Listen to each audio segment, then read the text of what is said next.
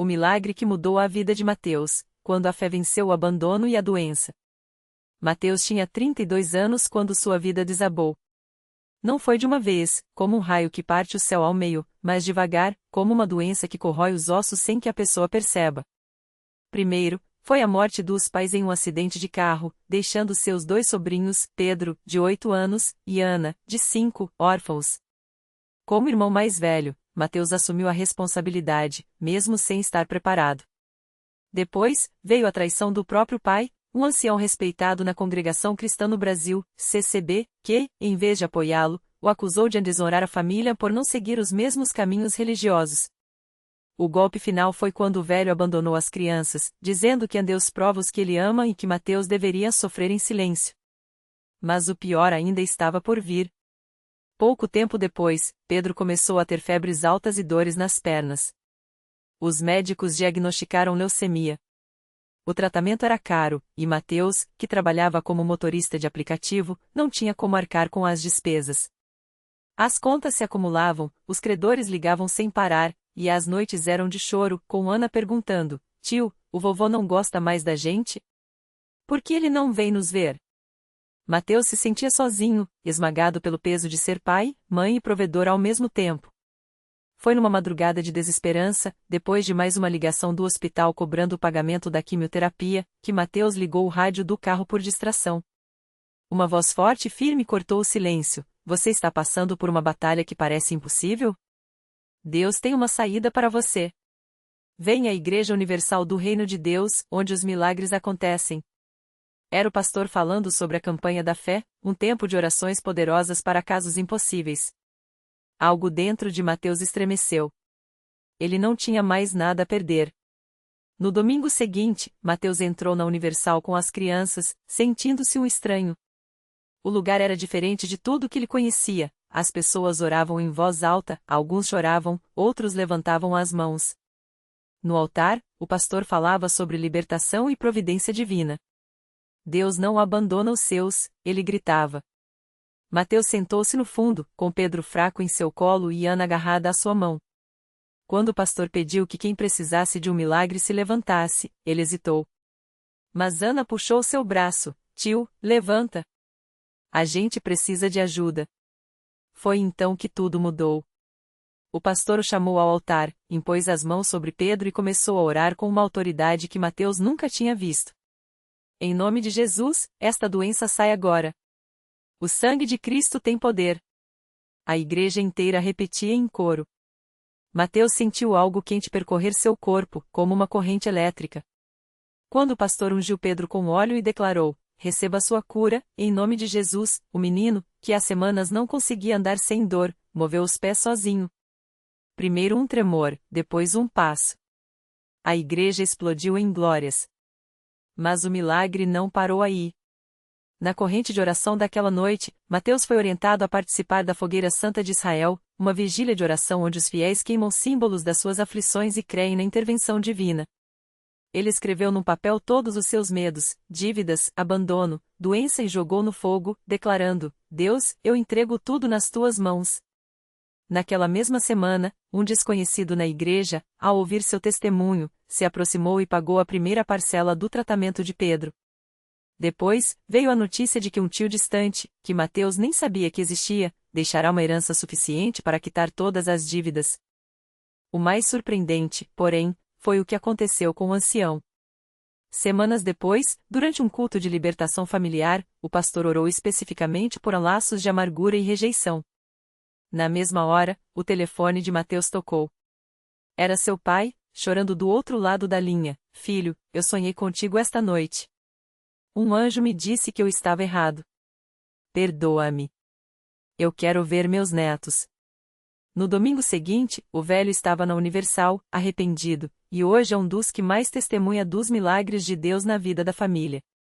Hoje, Pedro está curado, Ana sorri sem medo, e Mateus é um dizimista fiel, participando de todas as campanhas e vigílias. Ele aprendeu que a fé não é passividade, é batalha. Muitas pessoas rezam pedindo, mas não creem de verdade. Na Universal, eu aprendi que Deus age quando a gente age também, ora com fé, dá o dízimo como prova de confiança, participa das correntes, quebra as maldições. Não é religião, é relacionamento com um Deus que vê e age, diz ele, emocionado, toda vez que sobe ao altar para dar seu testemunho. A lição que Mateus carrega no coração é simples, mas profunda: Deus não escolhe os capacitados, Ele capacita os escolhidos. E quando a gente menos espera, Ele usa até o que nos feriu para nos abençoar. Hoje, Ele não só cuida dos sobrinhos como também leva outras famílias abandonadas para a igreja, mostrando que, onde o homem diz é impossível, Deus faz o extraordinário. Porque na Igreja Universal do Reino de Deus, milagre não é exceção, é regra para quem crê. E foi exatamente essa fé inabalável que levou Mateus a viver um dos momentos mais marcantes de sua jornada. Um domingo à tarde, enquanto ele ajudava na distribuição de cestas básicas para famílias carentes no bairro, uma mulher chamada Dona Maria o abordou com os olhos cheios de lágrimas. Meu filho está preso há 3 anos por um crime que não cometeu. Já gastei tudo que tinha com advogados, e agora até a esperança me abandonou, ela confessou, segurando uma foto amarelada do rapaz. Mateus sentiu o coração apertar. Ele conhecia bem aquela dor de ver um ente querido atrás das grades, mas também sabia que, onde o homem falha, Deus age. Dona Maria, o Senhor não está sozinha. Na Universal, já vi casos que nem a justiça humana resolveu, mas Deus interveio. Vamos orar juntos agora mesmo, disse ele, colocando a mão no ombro dela. No mesmo dia, durante o culto da noite, Mateus levou Dona Maria até o altar. O pastor orou com autoridade, declarando: em nome de Jesus, toda injustiça é desfeita. As portas que o homem fechou, Deus abre. A mulher chorava, mas dessa vez eram lágrimas de esperança. Na semana seguinte, algo inesperado aconteceu. O advogado ligou para Dona Maria dizendo que o caso do filho seria reaberto por falta de provas. Em menos de 2 meses, o rapaz estava em casa, livre e inocentado. Eu não tenho palavras para agradecer. Só sei que, se não fosse a Universal, meu filho ainda estaria lá, disse Dona Maria, abraçada ao filho no dia em que subiram juntos ao altar para dar o testemunho. O jovem, que antes estava cheio de revolta, agora frequentava os cultos e falava sobre como Deus tinha lhe dado uma segunda chance. Mas o milagre não parou por aí. Mateus, que antes era apenas um homem quebrado pela vida, agora era usado por Deus para restaurar outras famílias. Ele começou a organizar reuniões de oração nas casas das pessoas, levando a palavra de fé para quem não tinha coragem de entrar na igreja. Muitas vezes, o milagre está do outro lado da nossa obediência, ele dizia, lembrando como sua própria vida tinha mudado quando decidiu confiar em Deus de verdade. E foi assim, passo a passo, que Mateus se tornou um instrumento nas mãos de Deus. A cada testemunho, mais pessoas eram alcançadas. A cada corrente de oração, mais vidas eram transformadas. Porque na Universal, não é só sobre receber o milagre, é sobre se tornar parte dele. Hoje, quando Mateus olha para trás, ele vê que cada lágrima, cada dor, cada noite de insônia valeu a pena. Porque Deus não só o libertou, como fez um libertador. Se ele fez por mim, pode fazer por qualquer um. Basta crer e não desistir, ele repete, com a mesma convicção que mudou sua história. E assim, a cada culto, a cada oração, a cada vida tocada, a prova de que milagres não são lendas, são a marca de um Deus que ainda hoje age por quem o busca de todo o coração. Mateus não imaginava que sua vida se tornaria um farol de esperança para tantos. Mas Deus tinha planos ainda maiores. Um dia, enquanto ele participava de uma corrente de oração na Universal, uma mulher chamada Ana se aproximou com os olhos cheios de lágrimas. Ela carregava um peso que parecia insuportável. Seu filho, Lucas, de apenas 12 anos, estava em estado grave no hospital, com uma doença que os médicos já não sabiam como tratar. Irmão, eu não aguento mais ver meu filho sofrer. Os médicos disseram que não há mais o que fazer. Mas eu não posso aceitar isso. O senhor acredita que Deus pode curá-lo? Ela perguntou, com a voz embargada. Mateus olhou nos olhos dela e viu o mesmo desespero que já havia sentido um dia. Mas também viu uma centelha de fé, pequena, porém viva. Ele segurou as mãos de Ana e, com a mesma firmeza que havia aprendido nos pés do altar, disse: Ana, eu já estive no lugar do seu filho. Os médicos me desistiram, minha família perdeu a esperança, mas Deus não. Se ele me levantou, ele pode levantar o Lucas. Vamos orar agora, com fé, e não vamos sair daqui até vermos a vitória. E foi o que fizeram. Naquele mesmo instante, Mateus, os obreiros e todos os presentes na igreja se uniram em uma só voz, clamando pela vida daquele menino. Não foi uma oração qualquer, foi um clamor que veio do fundo da alma, daqueles que já tinham visto Deus agir e não duvidavam que ele faria novamente. Enquanto oravam, Mateus sentiu algo diferente. Era como se uma paz sobrenatural enchesse o lugar, como se o próprio Espírito Santo estivesse confirmando: já está feito. Ele olhou para Ana e disse: vá para o hospital agora. Não com medo, mas com a certeza de que você vai encontrar seu filho curado. Deus já respondeu. Ana saiu correndo, o coração acelerado, mas a fé mais forte do que nunca. Quando chegou ao hospital, os médicos a chamaram com urgência. Ela tremia, preparando-se para o pior, mas então ouviu as palavras que mudariam tudo. Nós não entendemos, mas os exames do seu filho estão normais. A doença regressou de uma forma que não temos explicação. Ele está acordando. Lucas abriu os olhos, fraco, mas sorrindo. A primeira coisa que pediu foi para ir à igreja. Mãe, eu sonhei com um homem de luz que me disse que eu ia ficar bom. E que tinha gente orando por mim. Ana caiu de joelhos ali mesmo, chorando não mais de dor, mas de gratidão. No domingo seguinte, ela e Lucas estavam na Universal, testemunhando o milagre.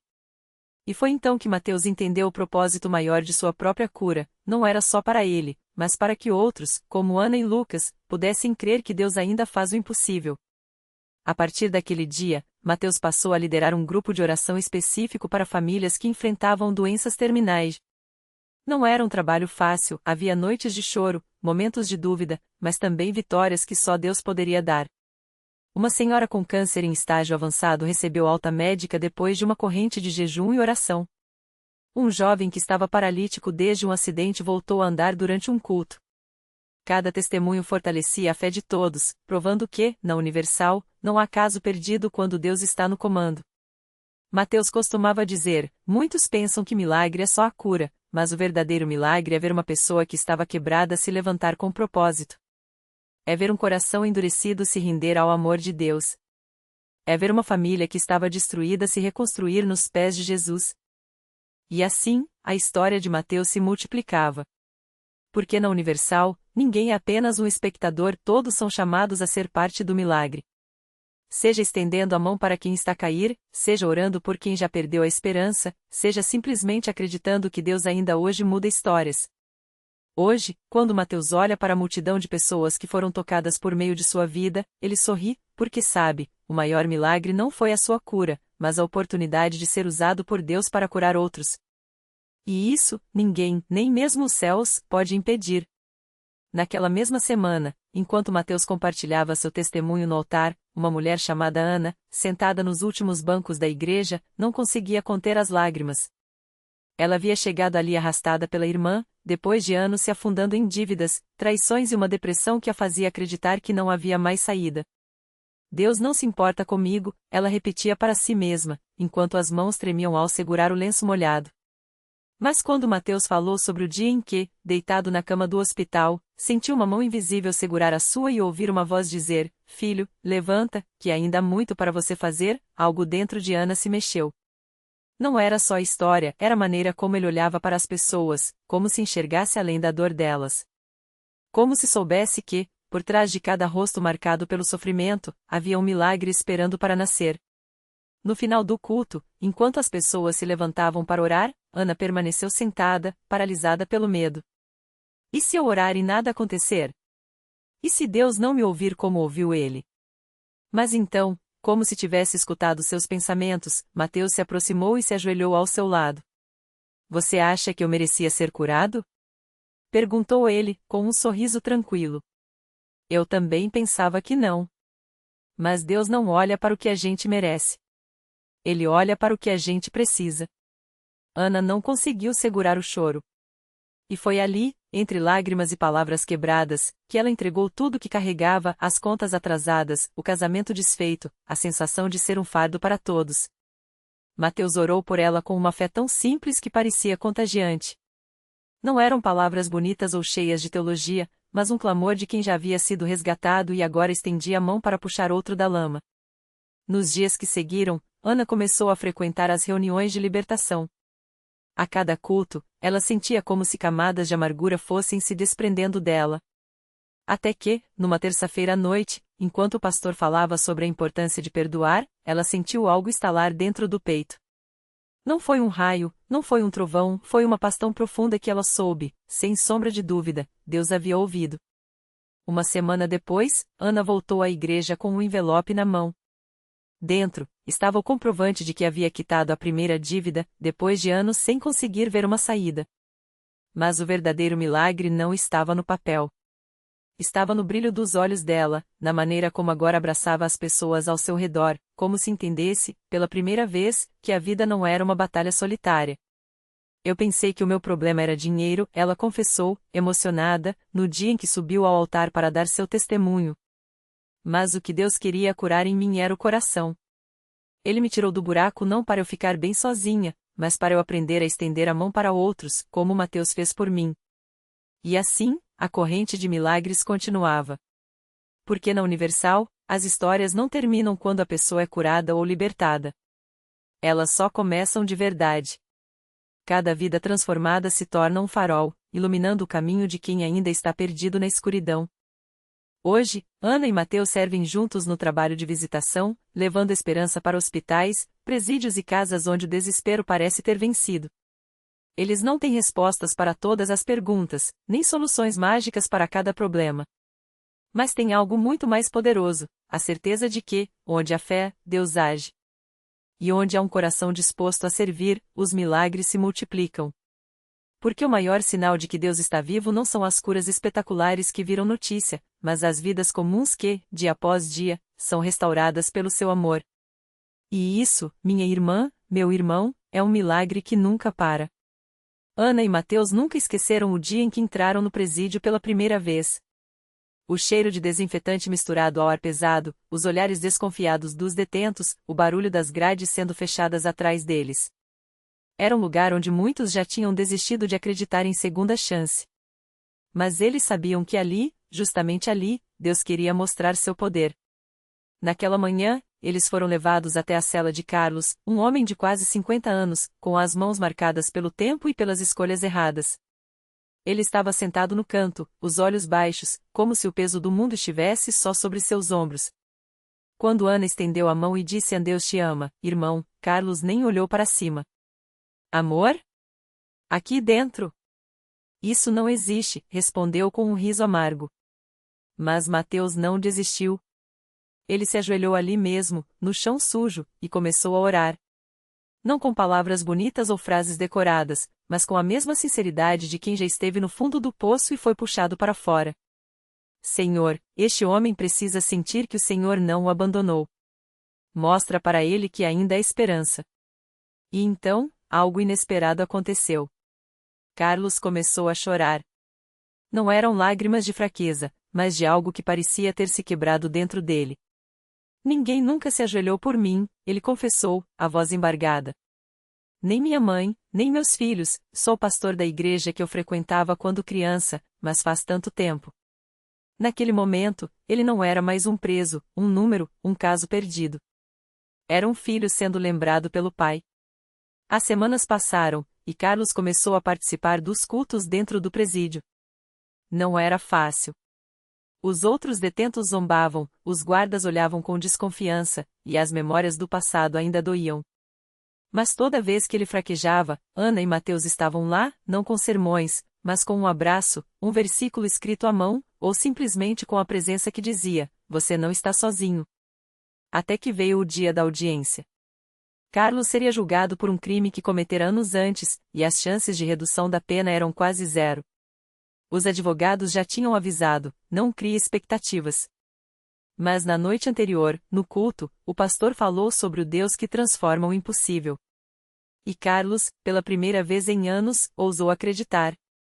No tribunal, enquanto o juiz lia os autos, algo estranho aconteceu.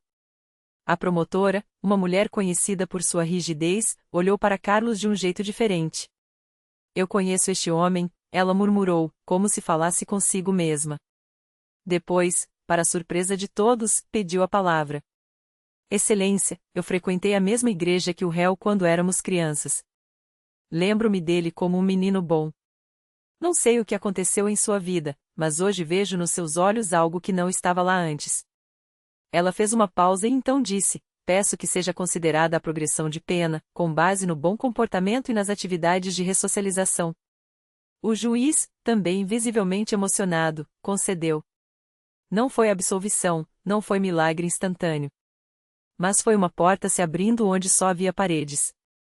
Carlos saiu do fórum com as mãos trêmulas, segurando o papel que mudaria seu futuro. E a primeira coisa que fez foi correr para a igreja mais próxima e se ajoelhar, chorando como um homem livre, mesmo ainda bem indo às grades. Hoje, Carlos é um dos líderes do trabalho de visitação no presídio onde antes estava preso. Ele não prega com palavras difíceis, mas com a vida que foi transformada. Se Deus pode mudar um homem como eu, pode mudar qualquer um, ele repete, olhando nos olhos daqueles que, como ele um dia, acham que não há mais saída. E assim, a história de Ana, Mateus e Carlos se entrelaça com a de tantos outros. Não são curas que aparecem na televisão, não são milagres com holofotes. São vidas sendo costuradas de volta, pedaço por pedaço, pela mão de um Deus que não desiste de ninguém. Porque na Universal, e em qualquer lugar onde a fé é viva, os milagres não são exceção. São a regra. E eles começam quando alguém, mesmo com as mãos vazias e o coração partido, resolve dizer: aqui estou, Senhor. Usa-me. O milagre completo. Anos depois, naquela mesma cela onde Carlos já havia chorado sua última lágrima de desespero, um jovem chamado Rafael, recém-chegado ao presídio, ouviu pela primeira vez a história daquele homem de mãos calejadas e olhos brilhantes. Eu também não acreditava em nada, disse Carlos, passando um papel com um versículo escrito à mão. Mas Deus não precisa que a gente seja perfeito. Só precisa que a gente diga sim. Rafael guardou o papel no bolso. Naquela noite, enquanto o silêncio do presídio era quebrado apenas pelos suspiros dos que ainda não haviam encontrado paz, ele sussurrou as palavras que Carlos um dia havia murmurado: aqui estou, Senhor. Usa-me. Não houve trovões, nem luzes. Mas algo dentro dele, algo duro e gelado, começou a derreter. Meses depois, Rafael escrevia sua primeira carta para a filha, pedindo perdão. Ana, agora voluntária no projeto de reinserção social que Mateus ajudara a criar, leu aquela carta em voz alta para a equipe, com a voz embargada: papai vai sair diferente. Não sei como, mas sei que vai. E assim, o ciclo se repetia, uma vida tocava outra, que tocava outra, como ondas num lago que nunca param de se expandir. Reflexão final. Os maiores milagres não são os que mudam as circunstâncias de fora para dentro, mas os que transformam o coração de dentro para fora. Deus não precisa de plataformas ou multidões para operar, ele escolhe os cantos esquecidos, os corações quebrados, as mãos que tremem ao estenderem-se para ele. O verdadeiro milagre não é a ausência de cicatrizes, mas a coragem de deixá-las contar uma história de redenção. Lição de vida. Nunca subestime o poder de um aqui estou andito no escuro. A fé não é a certeza de que tudo será fácil, mas a convicção de que, mesmo no caos, Deus está costurando algo novo. E quando você menos esperar, descobrirá que, sem perceber, tornou-se parte da resposta que alguém estava pedindo. Porque milagres não são exceções, são sementes. E toda semente precisa de alguém disposto a plantá-la.